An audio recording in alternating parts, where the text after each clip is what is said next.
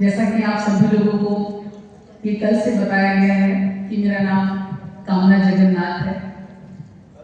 मैं आपको अपना परिचय देते हुए बताना चाहूंगी कि मेरा जन्म बाबा साहेब की पावन धरती मध्य प्रदेश में हुआ और मेरा पालन पोषण माननीय मानवर काशीराम जी की धरती पंजाब में हुआ, जहां पर मैंने 14-15 साल बिताए। और मेरी शिक्षा दीक्षा संत महात्मा संत रविदास जी की धरती पर हुई, जहां पर मैंने अपना ग्रेजुएशन और पोस्ट ग्रेजुएशन पूरा किया।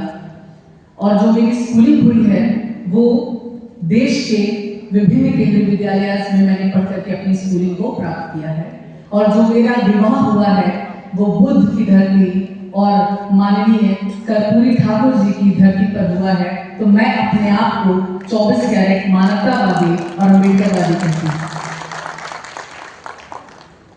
माननीय मंच सभागार में बैठे मेरे साथियों, मेरे हमदर्द, जनता की आवाज और मेरे संघर्षशील भाइयों और बहनों, आप समस्त मानवतावादी लोगों का मैं कामना जगन्नाथ दिल से स्वागत करती हूँ, वंदन करती हूँ और अभिनंदन करती हूँ। और इस देश में सत्ता में बैठी बेलगाम, बेईमान और विश्वासघाती सरकार को नेस्तनाबूद करने के लिए सबसे जरूरी समाधान अत्यंत पिछड़ा वर्ग एवं दलितों की एकता पर अपने विचार रखती हूँ। साथियों, जब मुझे ये समाधान को सुझाने के लिए ये प्रस्ताव दिया गया कि मैडम आपको इस एकता की बात करनी है, इस एकता के समाधान की बात करनी है, और बरसों से जो हमारा समाज सताया गया, लजाया गया, शोषित बनाया गया, कुपोषित बनाया गया, उस पर बात करनी है, तो मैं आप लोगों को बता नहीं सकती कि मुझे अंदर से कितनी प्रसन्नता महसूस हुई, क्योंकि इसी एकता की जरूरत है आज के संदर्भ में। इसी लड़ाई की, इसी जुनून की और इसी ताकत की जरूरत है आज के संदर्भ में। आज मैं अपने विचारों को व्यक्त करने से पहले आप लोगों से एक छोटी सी कविता के माध्यम से इस देश की स्थिति परिस्थिति का आईना दिखाना चाहती हूँ। तो आप लोग तैयार हैं सुनने के लिए? तो जुल्म करके थका नहीं, कुचलकर इंसानियत रुका नहीं। तो जुल्म करके थका नहीं, कुचलकर इंसानियत रुका नहीं। सब जुल्म सितम हम सहते गए और तू मणिपुर करके भी झुका नहीं, तू मणिपुर करके भी झुका नहीं। शर्म आती है मुझे खुद को अब इस देश का होने में, शर्म आती है मुझे खुद को अब इस देश का होने में, किसी की बेटी होने में, किसी की बहन होने में, किसी की बेटी होने में और किसी की बहन होने में। कैसे तुम चैन की नींद सो लेते हो फिर भी ये सब होने में, कैसे तुम चैन की नींद सो लेते हो फिर भी ये सब होने में। फफक के रो रही है इंसानियत और कह रही है कि शताब्दियां भी कम पड़ेंगी फिर से इस देश को सोने की चिड़िया होने में, सोने की चिड़िया होने में। देश विदेश घूम लिए, अरे देश विदेश घूम लिए, मणिपुर अब भी बाकी है। देश विदेश घूम लिए, मणिपुर अब भी बाकी है। ये मत समझना कि कमजोर हो गई महिला, ये मत समझना कि कमजोर हो गई महिला। इस रूह में बगावत अब भी बाकी है, इस रूह में बगावत अब भी बाकी है। तुम खेलते रहो सत्ता के लिए पुलवामा पहलगाम, तुम खेलते रहो सत्ता के लिए पुलवामा पहलगाम, पर फिर भी अभी बहुतों के दिलों में इंकलाब बाकी है, इंकलाब बाकी है। हमने देखे हैं वो दिन भी जहां सांसों पे पहरा था, हमने देखे हैं वो दिन भी जहां सांसों पे पहरा था, जहां बोलने से पहले हमारा ज़मीर डरा था। परंतु अब तानाशाही के हर किले को नेस्तनाबूद किया जाएगा, तानाशाही के हर किले को नेस्तनाबूद किया जाएगा, हर आंधी तूफानों से टकराया जाएगा। अत्याचारी और बलात्कारी बेनकाब होगा और अब हाथों में तलवारें नहीं, तिरंगा और संविधान लहराया जाएगा, तिरंगा और संविधान लहराया जाएगा।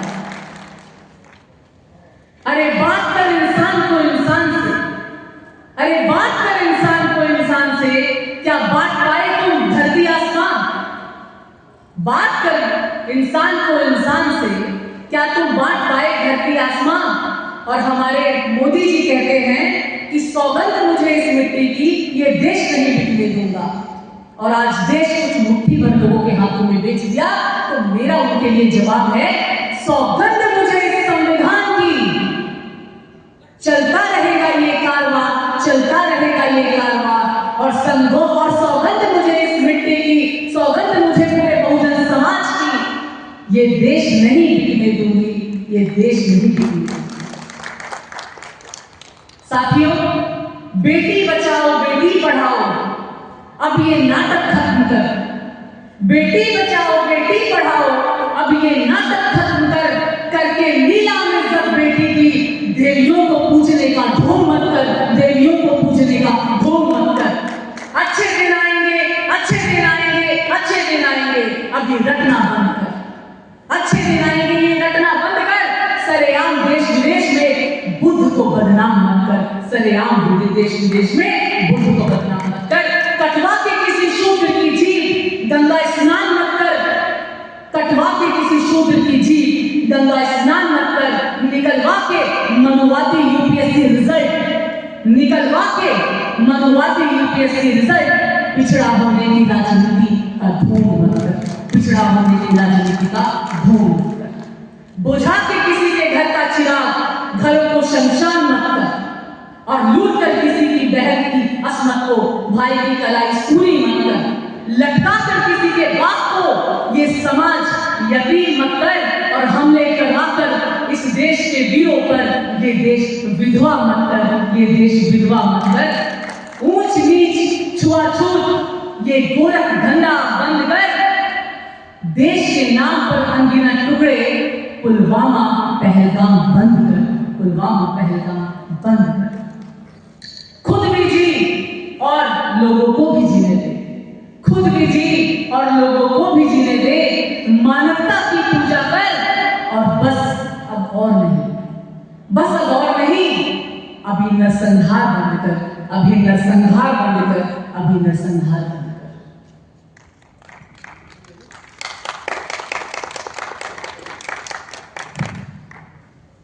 साथी, आज हम सभी मानवतावादी लोग जिस समाधान के लिए यहाँ एकत्रित हुए हैं, वो काफी चिंतनीय और संघर्षशील होता है, क्योंकि आज आपको ये एहसास भी नहीं है कि देश किन गद्दारों के हाथों में चला गया है।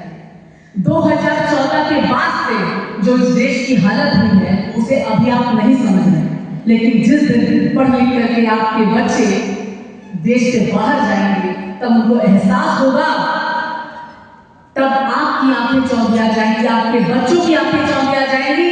क्योंकि जब यूरोप ने अपने देश में से जातिवाद, पाखंडवाद, नस्लवाद, सांप्रदायिकता और अंधविश्वास की चादर को उखाड़ फेंका, तब जाकर के वो विकसित कहलाए, तब जाकर के वो देश विकसित कहलाए।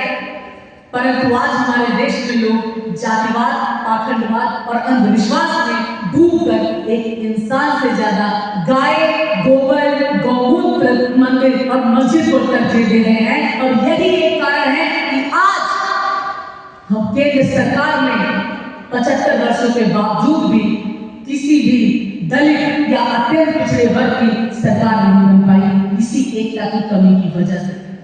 क्योंकि जब बाबा साहेब, जब बुद्ध आपको 4000 सालों से पुकार रहे थे कि अपने दरवाजे खुले रखो, अपनी खिड़कियां खुले रखो, मैं पुकार रहा हूं। सोचिए, जिस बिहार की पावन धरती पर बुद्ध का जन्म हुआ, जिस बिहार की पावन धरती पर इतने बड़े ज्ञान के प्रतीक का जन्म हुआ, इतने बड़े ज्ञान जिसे लाइट ऑफ एशिया कहा जाता है, जिसकी वजह से आज 156 देश चल रहे हैं, और उसी बिहार को आज जब हम गिनती करते हैं निर्धनता में, बेरोजगारी में, गरीबी में, अशिक्षा में, तो वो सबसे निचले पायदान पे पाया जाता है। ये सबसे बड़ा अनर्थ है, ये सबसे बड़ा जो है एक आयरनी है। कितनी बड़ी आयरनी है। कब जागेंगे हम लोग, कब हम इस एकता को समझेंगे?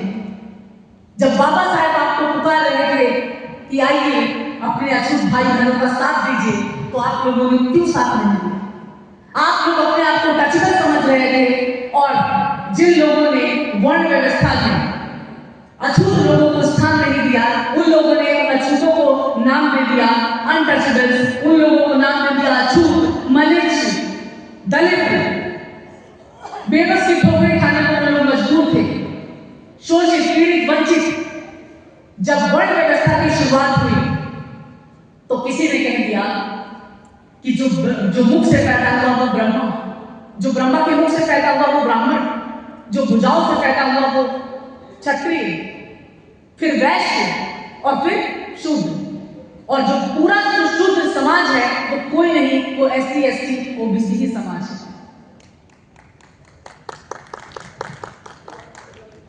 साथियों, आज मैं आप लोगों से पूछना चाहती हूं कि क्यों नहीं आप लोगों के अंदर की अंतरात्मा के अंदर ये दर्द पैदा होता है जब रोड पर एक मुस्लिम भाई को गोली मार दी जाती है, या एक दलित मुंह बधिर लड़की के साथ सामूहिक बलात्कार होता है, या फिर एक शूद्र के साथ एक शूद्र की जीभ काट दी जाती है, या शीशा कान में पिघला कर डाल दिया जाता है, बसों के अंदर बहन बेटियों के साथ छेड़खानी होती है, तो हम लोग मूक दर्शक बैठ करके तमाशा देखते हैं।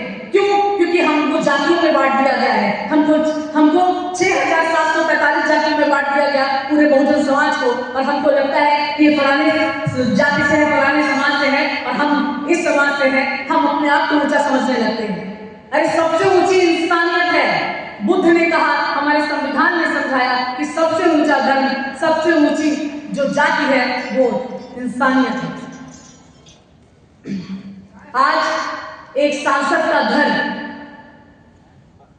लोग तलवारें निकाल करके हाथों में रोड पर इकट्ठा होकर के एक सांसद के घर को जान से मारने के लिए आ गए, और हम मूक दर्शक की तरह बैठे रहे, चुपचाप बैठे रहे। क्यों? क्योंकि वो दलित था। ऐसा क्यों? हम पूरा बहुजन समाज एक क्यों नहीं? आज हम जिस एकता की बात करते हैं, बाबा साहब ने जिस एकता की बात की थी, हम एक क्यों नहीं? सोचिए, पूरा मणिपुर जलता रहा, बहन बेटियों की असमत लुटती रही और चौकीदार सोता रहा। क्या इससे ज्यादा अमानवीय हो सकता है कि महिलाओं को नंगा करके सरियाम घुमाया गया? आप लोग मुझे बताइए, क्या इससे ज्यादा घृणास्पद कोई घटना हो सकती थी इस देश में?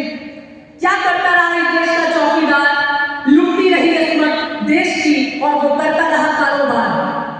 इस देश का राजा बेटी की इज्जत लुटती रही, उसकी आबरू पूरी दुनिया में नीलाम होती रही, मणिपुर जलता रहा और चौकीदार सोता रहा। मैं आप लोगों से कहना चाहती हूँ, समझिए इस देश की राजनीति को, समझिए इस देश के लोगों को, जिन्होंने ये देश बेच दिया कुछ मुट्ठी भर लोगों को, और वही मुट्ठी भर लोग इस देश को अपने हिसाब से चला रहे हैं।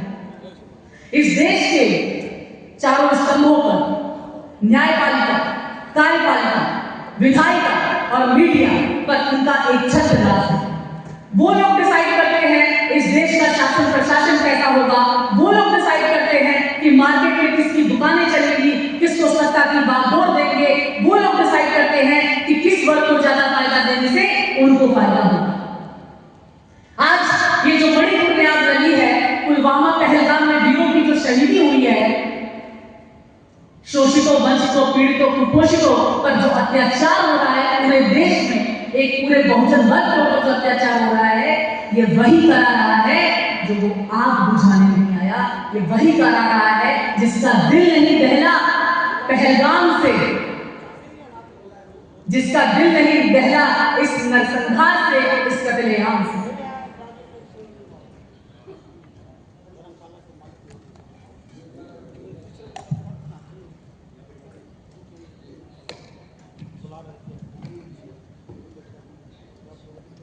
एक समय हमारे माननीय काशीनाथ जी ने एक बात कही थी, आप लोग समझिएगा इस बात।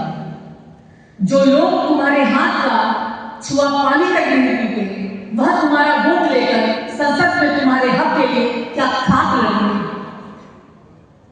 और ध्यान से सुनिए मेरी चीखों को, आज इस सब अन्याय के लिए इस देश का चौकीदार नहीं, हम लोग स्वयं दोषी हैं, क्योंकि हमने उसे राज सिंहासन दिया, हमने उसे वोट देकर इस लायक बनाया कि वो हमारा शोषण कर सके, सके, हमारे घर चला सके, हमें यतीम कर सके, हमें विधवा कर सके, हमारा रेप कर सके। क्यों? मैं आप लोगों से पूछती हूँ, जिन हाथों में किताबें होनी चाहिए थी, उन हाथों में भगवे झंडे क्यों लहरा रहे हैं? जिन हाथों में तिरंगा होना चाहिए था, उन हाथों में नंगी तलवारें क्यों? जिन हाथों में संविधान होना चाहिए था, उन हाथों में काला विधान, काला कानून, मनुस्मृति क्यों? मनुस्मृति, वो मनुस्मृति, वो काला विधान, वो काला कानून जिसने इस देश को हजारों हजारों साल पीछे धकेल दिया, जिसने आपके ग्रोथ एंड डेवलपमेंट के सारे दरवाजे बंद कर रखे थे, जिसमें सड़ी गली मान्यताएं निर्माण है, जहां पर शूद्रों को, आप लोगों को, हमें, महिलाओं को पशु से भी ज्यादा बदतर काले खंड डाले गए हैं,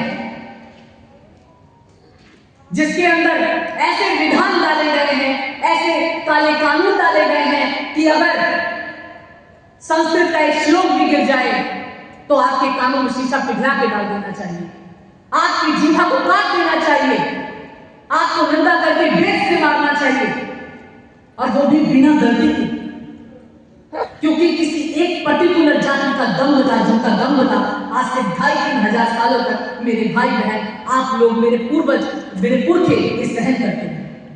और इसकी कीमत किसने चुकाई? हमने चुकाई इसकी कीमत? नहीं चुकाई। इसकी कीमत मैं बताती हूँ किसने चुकाई।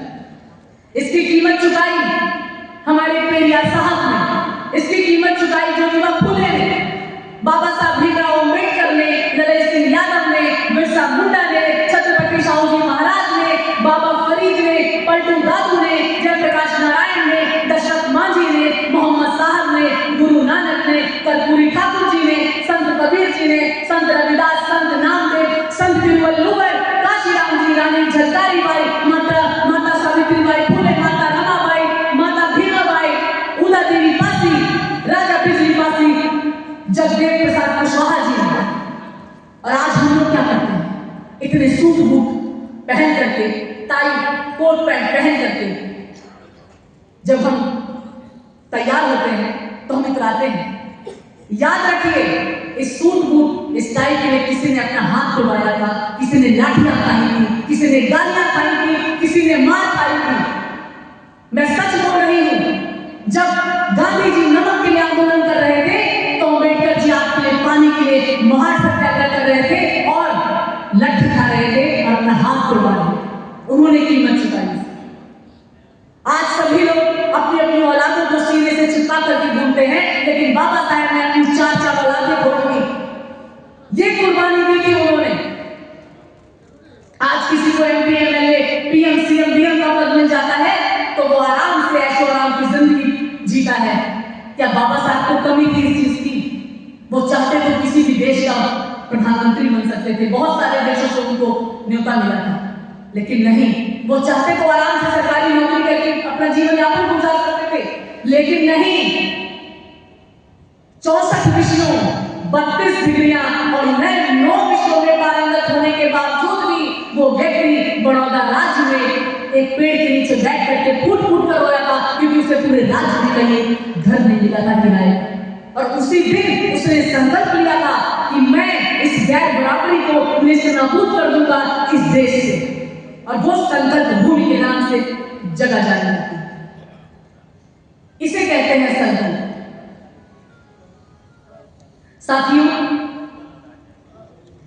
मैं आप लोगों से कहना चाहती हूं, जो धर्म कांच की चूड़ियों की तरह नाजुक हो, मिट्टी की तरह भुरभुरा हो, संकीर्ण तथ्य अनुसार विचारधारा का हो, जिस धर्म में मनुष्य मनुष्य को न समझकर जानवर से भी बदतर समझा जाए, जिस धर्म में गाय गोबर गौमूत्र को पवित्र समझा जाए और मानव को और मानवता को रोला जाए, जिस धर्म में मनुष्य की जीभ काटी जाए, कानों में शीशा पिघला के डाला जाए, कपड़े पहनने तक का अधिकार न हो महिलाओं को, हमें ये तक अधिकार न हो कि हमें गिलास पानी पी सके, जिस धर्म में सड़ांग मार रही सड़ी गली मान्यताएं मौजूद हो, इस कोड को, इस जहर को, जिसमें अंधविश्वास, पाखंडवाद और जातिवाद कूट कूट कर भरा हो, और जिसकी भेंट सिर्फ हम लोग चढ़ रहे हो, हमारा पूरा बहुजन समाज चढ़ रहा हो, तो ऐसी जहर को, ऐसे कोड को, ऐसी सरकार को, ऐसी मनुवादी सरकार को मैं कामया जगन्नाथ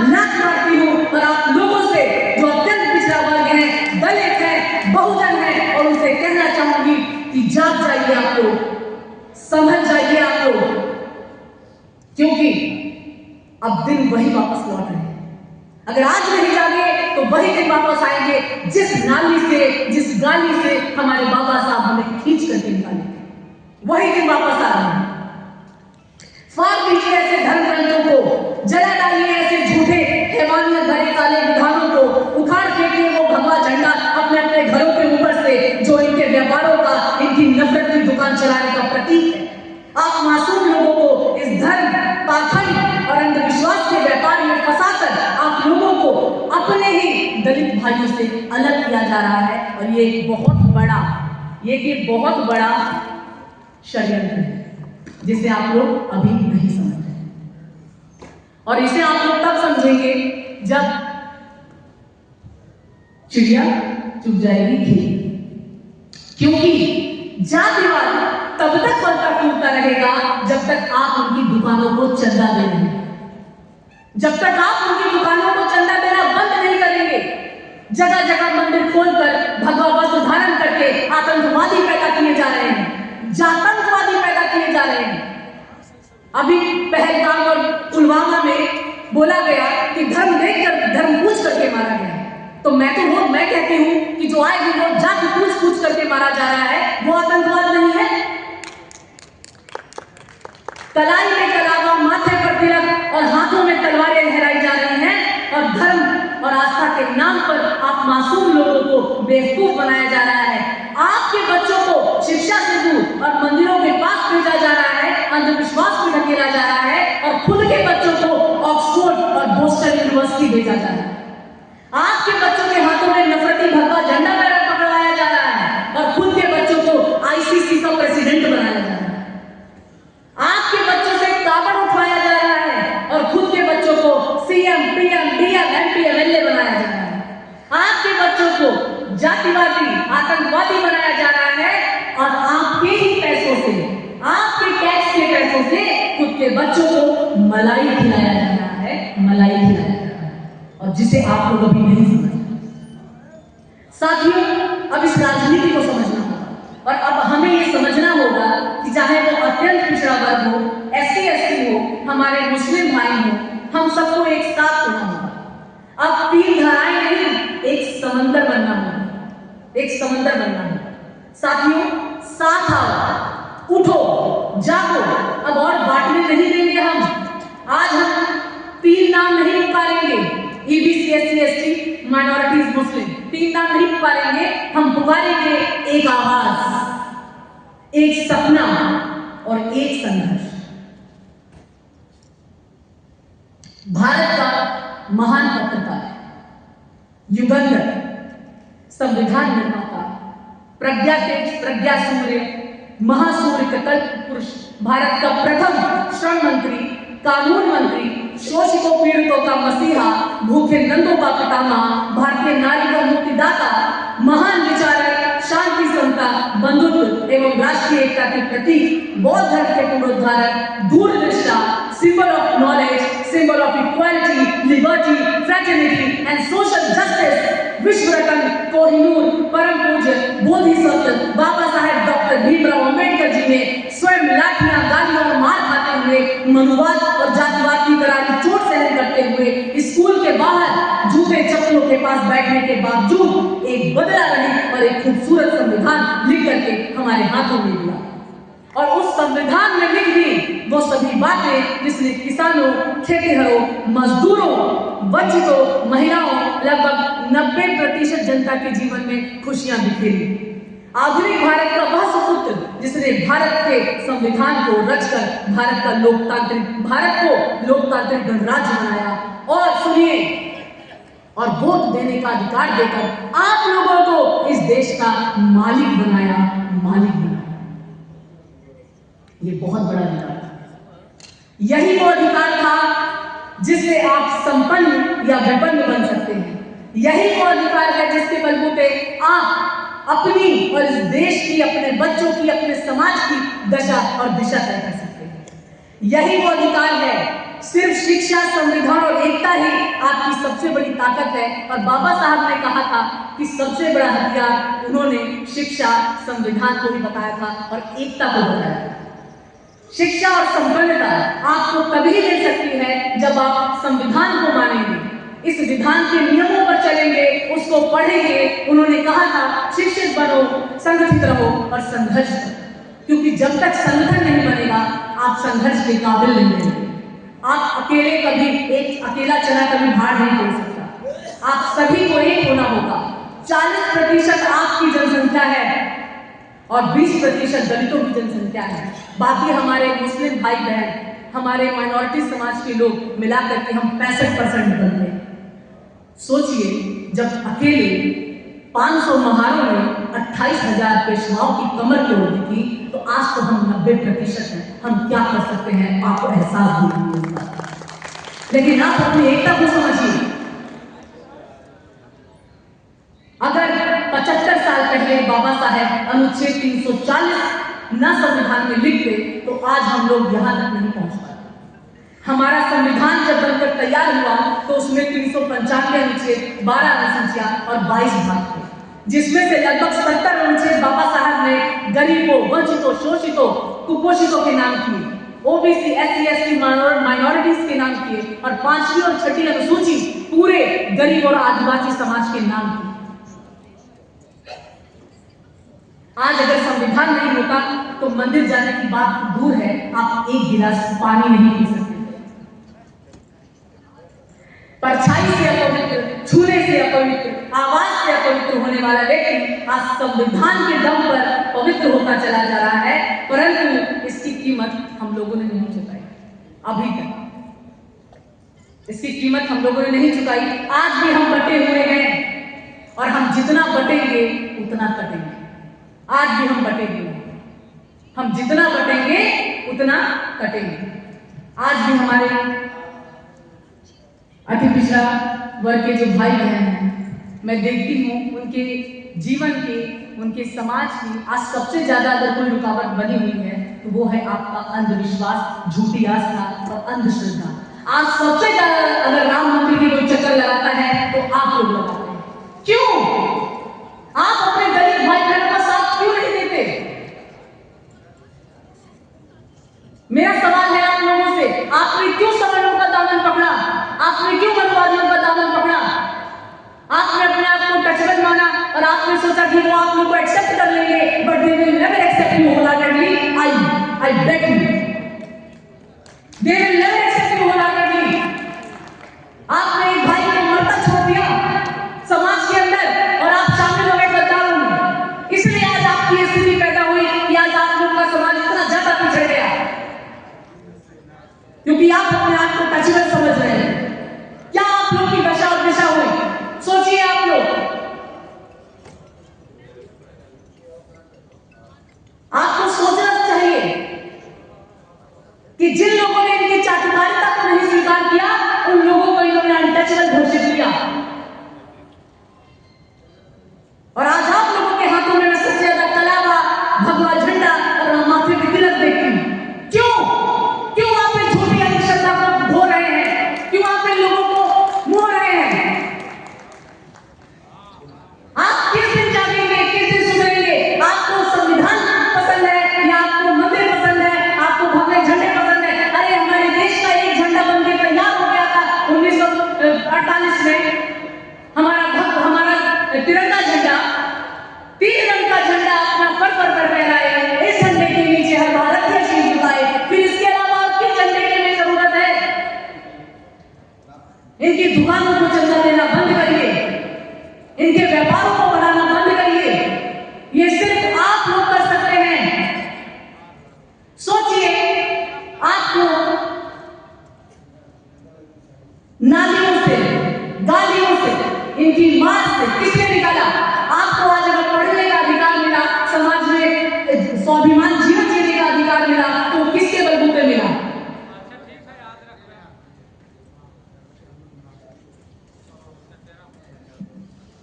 साथियों, अब इन 3 धाराओं का संगम होना बहुत ज्यादा जरूरी है और ये संगम सिर्फ संवैधानिक मूल्यों पर चलकर ही पूरा किया जा सकता है, क्योंकि संविधान ही वो ताकत है जो हमारी जेब में नोट, एक समान वोट और न्याय के लिए कोड देता है। आजादी के इतने साल बाद भी हमारा भाई जो अत्यंत पिछड़ा वर्ग में आता है उसको वो सम्मान नहीं मिला जो उसका हक है। बिहार की टोटल जनसंख्या में लगभग 40% होने के बावजूद इनका रिप्रेजेंटेशन इस देश की न्यायपालिका, कार्यपालिका, विधायिका, मीडिया, शैक्षिक संस्थानों में ना के बराबर है। इस देश की सरकारों ने सिर्फ इनसे वोट लिया और अपने धर्म के व्यापार को हवा दी, परंतु इन्हें वो सम्मान और ताकत नहीं दी जिससे ये लोग समाज की मुख्य धारा में आ पाते। बिहार में इतने वर्षों से ओबीसी समाज की सरकारें होने के बावजूद ईबीसी, दलित और माइनॉरिटीज का रिप्रेजेंटेशन बिहार में ना के बराबर है। ऐसा क्यों? ऐसा क्यों? कौन बताएगा मुझे ऐसा क्यों? मैं आप लोगों से प्रश्न करती हूं, ऐसा क्यों? कोई एक भी व्यक्ति बताए। हम लोग संगठित नहीं थे क्योंकि आज ताकत की पूजा होती है। अगर हम संगठित होते 40% तो हमारी सरकार बिहार में भी होती है और केंद्र सरकार में भी होते। बिल्कुल सही कहा आपने, जोरदार ताली बजाइए क्योंकि हम संगठित नहीं, क्योंकि हम बटे हैं। जो इतनी देर से मैं चीख रही हूँ वही बातें बोल रही हूँ। और हमारे संगठन में सबसे बड़ा रोड़ा अगर कोई है तो वो झूठी आस्था और अंधविश्वास। ये समझ लीजिए आप, सिर्फ अंधविश्वास। अनुच्छेद 247 के तहत पंचायतें, नगर निकाय और सहकारिता में भी ईबीसी, दलित और माइनॉरिटीज का रिप्रेजेंटेशन ना के बराबर है। और इन सब के पीछे कहीं ना कहीं गलती स्वयं अत्यंत पिछड़े वर्ग की भी मैं मानती हूं, क्योंकि जब इस देश के गद्दारों ने वर्ण व्यवस्था की शुरुआत की तब इन गद्दारों ने कहा ब्रह्मा मुख से, क्षत्रिय भुजाओं से, वैश्य नाभि से और शूद्र पैरों से पैदा है। और हम सभी लोगों ने इसे स्वतः स्वीकार भी कर लिया। और मजे की बात तो ये है कि इन गद्दारों ने इन सबका काम ही बांट दिया। पूजा पाठ करने वाला, मांग कर खाने वाला ब्राह्मण और इनकी रक्षा करने वाला क्षत्रिय और इन दोनों वर्गों का व्यापारीकरण करके इनको टैक्स देने वाला वैश्य और इन तीनों वर्गों की सेवा करने वाला हमारा पूरा शूद्र समाज, जिसमें एससी, एसटी, ओबीसी तीनों वर्ग आते हैं। सेवा का मतलब सुनिए आप लोग 2 मिनट। इनके घरों की गंदी नालियां साफ करना, इनका मलमूत्र साफ करना, इनके खेतों में काम करना, इनका मैला धोना, इनके बगीचे की देखभाल करना, इनके लिए अच्छे से भोजन की व्यवस्था करना, बनाना, इनके जानवरों का तक मलमूत्र उठाना और तो और इनकी गाय का गौमूत्र और गोबर भी हमसे ज्यादा पवित्र माना जाता है। ये है हमारी औकात के साथ। ये है इनका गाय का जो गोबर और गौमूत्र है वो हमसे ज्यादा पवित्र माना जाता है। ये है, ये कड़वी सच्चाई है और आज ये आप लोग इस सबके सामने आ चुकी है। लेकिन आप में से बहुत सारे लोग इसे एक्सेप्ट करने के लिए तैयार नहीं हैं और आप नहीं एक्सेप्ट करेंगे तो आप गड्ढे में गिरेंगे। और यही थी मनुस्मृति जो अभी मैंने आपको काम बताया। यही थी मनुस्मृति और यही थी मनुवादी व्यवस्था जिसे बाबा साहब ने 25 दिसंबर 1927 को 6 लाख लोगों के साथ मिलकर जलाया था। क्या आज हमारी दम है कि हम जो है सरकार के खिलाफ, व्यवस्था के खिलाफ इस तरीके से बात कर सके या किसी इनके काले ग्रंथ को जला सके? एक पन्ना भी आप जला कर दिखा दीजिए। नहीं, क्योंकि इन्हें पता है कि हमने इनको बांट रखा है। एक जगह मैंने बहुत अच्छी एक बात पढ़ी थी, मैं आप लोगों को बताना चाहूंगी, आप लोग उसको सुनिएगा। एक अमेरिकी पत्रकार ने एक भारतीय ब्राह्मण का इंटरव्यू लिया। पत्रकार पूछता है, संसार में जहां भी किसी का शोषण हुआ है वहां शोषितों द्वारा एक क्रांति हुई है। आप भारत में पिछड़े दलितों के साथ पिछले 5000 सालों से अत्याचार करते आ रहे हैं, जिनकी संख्या 85% है, फिर भी वे लोग शोषण के विरोध में क्रांति क्यों नहीं करते? जवाब सुनिए उस ब्राह्मण का, मनुवादी व्यक्ति का। वे लोग बच्चा पैदा कर सकते हैं लेकिन अपने बच्चे का नाम नहीं रख सकते। वे लोग मकान बना सकते हैं लेकिन हमारे बिना घर में प्रवेश नहीं कर सकते। वे लोग शादी कर सकते हैं लेकिन हमारे बिना तारीख नहीं निकाल सकते। वे लोग कोई भी व्यवसाय कर सकते हैं लेकिन हमारे बिना शुभ मुहूर्त नहीं निकाल सकते। जो लोग अपनी जिंदगी के कोई फैसले स्वयं नहीं ले सकते, जिन लोगों को अच्छे बुरे का ज्ञान न हो, जिन लोगों को आज भी अपने माँ बाप से ज्यादा देवी देवताओं पर विश्वास हो, जो लोग कुत्ते बिल्ली पेड़ पौधे विधवा सधवा को अशुभ मानते हो, जो लोग शिक्षा से दूर भागते हो, मजबूरी को किस्मत मानते हो, जो लोग रोग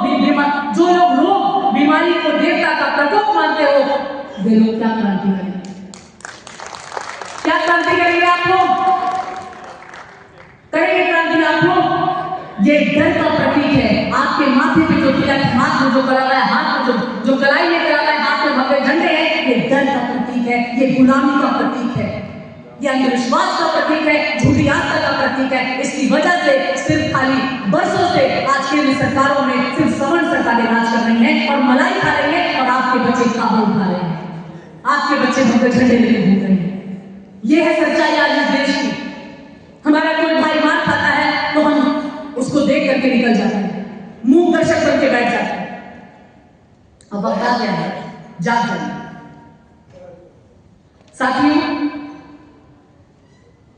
अब वक्त आ गया है समझने का कि जब महान व्यक्तित्व, समाज सुधारक, विद्वान, परम पूज्य अब्दुल कयूम अंसारी जी ने जब जिन्नत की नफरत के खिलाफ सीना ताना तो उन्होंने मुसलमानों से कहा कि तुम्हारी पहचान भारत है और तुम्हारा धर्म इंसानियत है। ये बहुत बड़ी बात उन्होंने बोली। उन्होंने इंसानियत को सबसे ऊपर रखा और विशेष रूप से मुस्लिम समाज में कट्टरपन और सांप्रदायिकता के खिलाफ मजबूत आवाज उठाई। उन्होंने अपना पूरा जीवन सांप्रदायिक सौहार्द और समानता को बढ़ावा देने के लिए समर्पित कर दिया। उन्होंने महिलाओं की शिक्षा और अधिकारों की वकालत की। कई बार बेचारे जेल गए, कई बार उन्होंने ठोकरें खाई, परंतु अपने उसूलों से कभी समझौता नहीं किया। एक सच्चे राष्ट्रवादी, स्वतंत्रता सेनानी और समाज सुधारक के रूप में मिसाल कायम की। ऐसे व्यक्तित्व को, ऐसे महान व्यक्तित्व को मैं सलाम करती हूँ, शत शत नमन करती हूँ, 100 बार सलाम करती हूँ। और अब मैं ऐसे व्यक्तित्व की बात करने जा रही हूँ जो पहचान का मोहताज नहीं, किसी जाति का सरताज नहीं और उसमें नाम का कोई तक को ताज नहीं। एक ऐसा व्यक्ति, एक ऐसा मानव, एक ऐसा दिलेर जो सिर्फ नेता नहीं, जनता का ज़मीर था, जनता का ज़मीर था।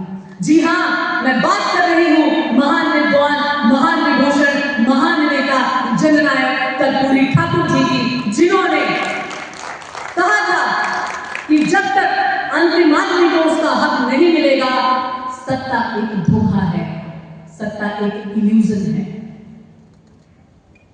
एक इल्यूजन है सत्ता, सत्ता एक धोखा है, एक मृग तृष्णा है।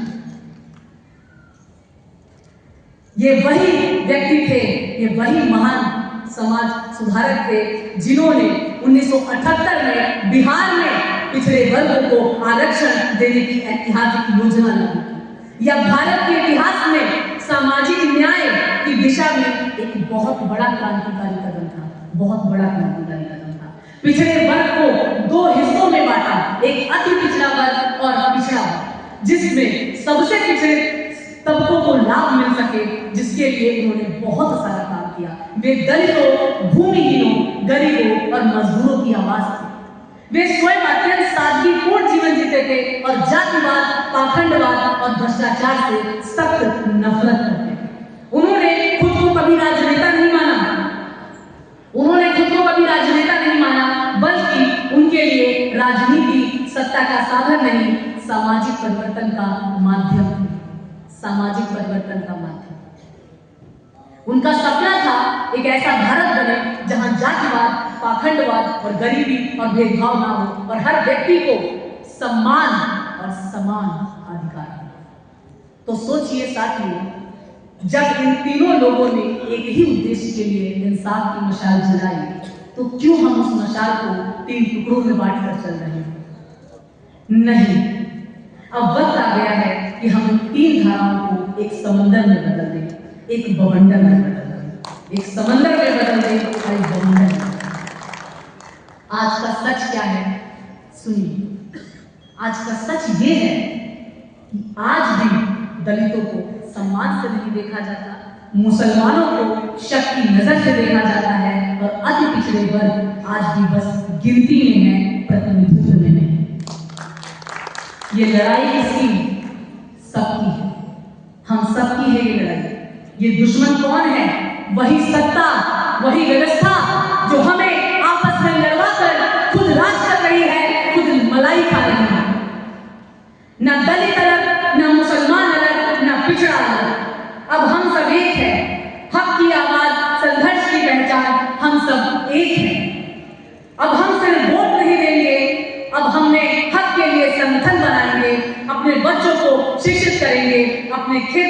अपने गलियों, अपने दिलों में क्रांति बोएंगे और एक समतामूलक समाज की स्थापना करेंगे। अगर अंबेडकर एक सपना थे तो कर्पूरी उसका रास्ता थे और अंसारी उसकी हिफाजत थे। अब ये तीनों मिले तो एक नई सुबह को सूरज निकलेगा, जहां कोई ऊंचा और नीचा नहीं होगा, कोई भूखा नहीं होगा, कोई अकेला नहीं होगा।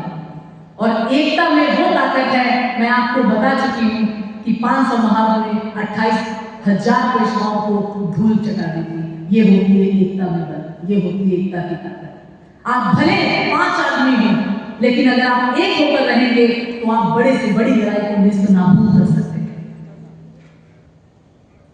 अंत में एक छोटी सी कविता के द्वारा मैं अपनी वाणी को विराम देना चाहूंगी। और एक कविता मैंने कल रात ही बनाई है और इस कविता को ध्यान से सुनिएगा। ये हमारी एकता का परिचायक है, ये क्रांति है, ये एक बुलंद आवाज है। एक को दलित बनाकर इतिहास से काट दिया, एक को दलित बनाकर इतिहास से काट दिया, दूजे को अति पिछड़ा कह हाशिए पे बांट दिया। अरे हम भी चले हैं उस धूप में जिसमें तुम जलकर छाओं को तरसे हो, और अगर सींचा है तुमने खेतों को पसीने से, तो हमने भी काटी है रातें धधकते भूखे पेटों से, हमने भी काटी है रातें धधकते भूखे पेटों से। अरे जब भूख ने कोई जात नहीं पूछी, कोई मजहब नहीं पूछा, तो फिर किसने बनाई हमारे बीच में ये दीवार?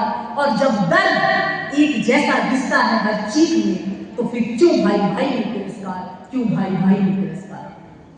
सदियों तक जुल्म सहते रहे, सदियों तक हम झुकते रहे, सदियों तक हम जुल्म सहते रहे, सदियों तक हम झुकते रहे, सदियों तक हम रोते रहे और सदियों तक हम सोते रहे।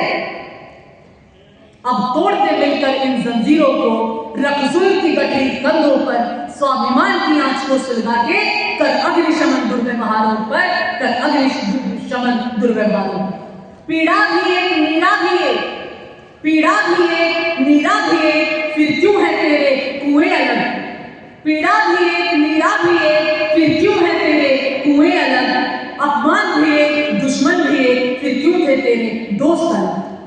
जब घर भी एक, भूख भी एक, फिर क्यों थे तेरे चूल्हे अलग? जब मिशन भी एक, प्रोफेशन भी एक, तो फिर क्यों थे तेरे सपने अलग? फिर क्यों थे तेरे सपने अलग? और जब तू भी एक, मैं भी एक, तो क्यों है हम अलग थलग? ये मिट्टी भी एक, आसमां भी एक, तो क्यों है ये गांव अलग अलग? जब संघर्ष भी एक, आंसू भी एक, तो क्यों है हम बटे हुए? जब दर्द भी एक और सर्द भी एक, तो क्यों है ये मर्द अलग अलग?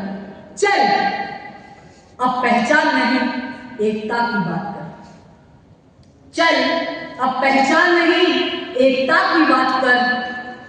जाति धर्म से ऊपर उठ, भाईचारे से शुरुआत कर। एक कदम तू बढ़ा, 2 कदम मैं चलूं। एक कदम तू बढ़ा, 2 कदम मैं चलूं। खामोशियों को अब यहीं पर खत्म कर। खिलखिला के हंस जरा, खिलखिला के हंस जरा, दबदबा के रो भी दे। खिलखिला के हंस जरा, दबदबा के रो भी दे। 4 दिन की जिंदगी है, अब दुश्मनी यहीं पर खत्म कर। अब दुश्मनी यहीं पर खत्म कर। अब दुश्मनी यहीं पर खत्म कर।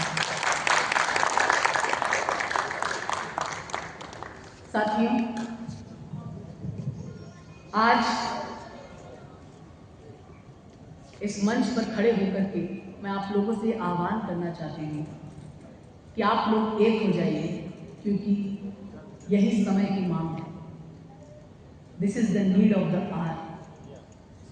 और एक मेरा आह्वान और है आप लोगों से कि अपने बच्चों को, अपनी महिलाओं को जागरूक करिए, क्योंकि जो कौम अपना इतिहास नहीं जानेगी वो कभी भी भव्य भविष्य का निर्माण नहीं कर सकती। और एक बाबा साहेब ने कहा था कि जो इतिहास नहीं जानते वो कभी इतिहास नहीं रच सकते।